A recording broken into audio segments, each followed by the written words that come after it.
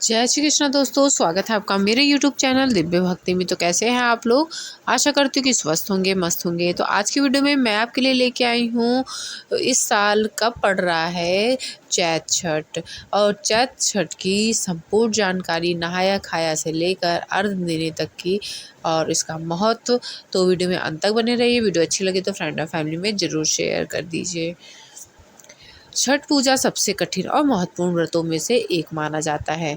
यह पूजा हिंदू धर्म में आस्था और सूर्य उपासना का सबसे बड़ा पर्व माना जाता है। छठ पूजा साल में 2 बार आती है, एक कार्तिक महीने और एक चैत्र महीने में मनाया जाता है।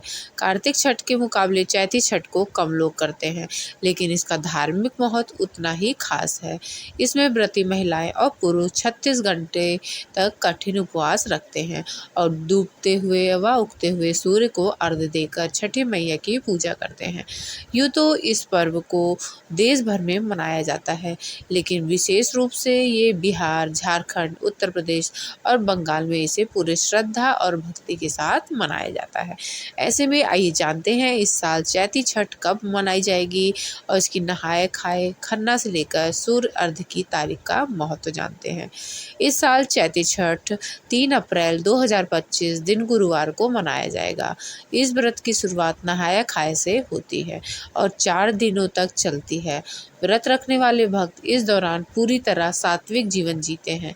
खास तौर पर बिहार, झारखंड, पूर्वी उत्तर प्रदेश और पश्चिम बंगाल में यह पर्व बड़ी भक्ति भाव से मनाया जाता है।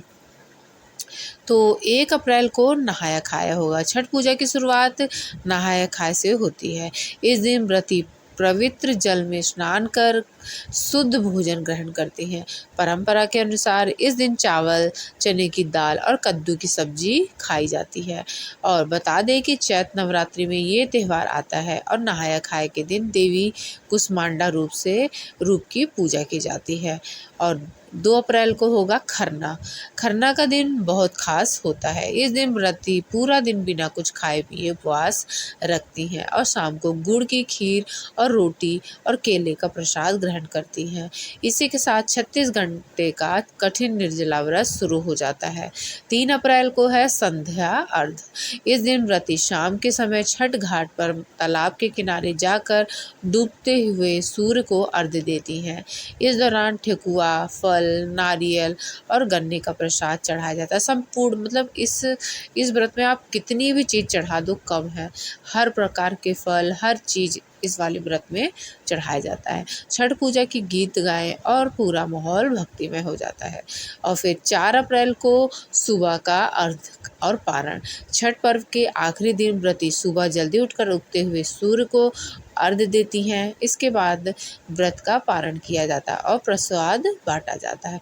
मान्यता है कि इस दिन छठी मैया की पूजा करने से संतान सुख, परिवार की खुशहाली और मनोकामनाएं पूरी होती है। तो चलिए अब हम जानते हैं चैत छठ का महत्व क्या है। छठ पर्व महापर्व को लोक आस्था का पर्व कहा जाता है। मान्यता है कि सबसे पहले सूर्य पुत्र कर्ण ने यह व्रत किया था।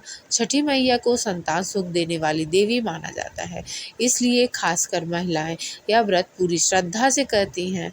छठ पूजा सिर्फ एक व्रत नहीं बल्कि आत्मशुद्धि और प्राकृतिक के प्रति आभार प्रकट करने का पर्व है।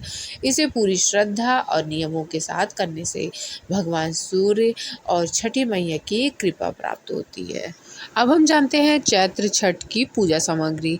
तो चलिए जानते हैं चैत्र छठ पूजा में कौन कौन सी पूजा सामग्री की आवश्यकता पड़ती है जो हमें खरीदनी चाहिए, ज़रूर होनी चाहिए। तो पहला है बाँस की 3 बड़ी टोकरी, बाँस या पीतल के बने 3 सूप, थाली, दूध और गिलास, चावल, लाल सिंदूर, दीपक, नारियल, हल्दी, गन्ना, सुथनी, सब्जी और शकरकंदी, नाशपाती, बड़ा नींबू, शहद, पान, साबुत सुपारी, कैरा, कपूर, चंदन और मिठाई।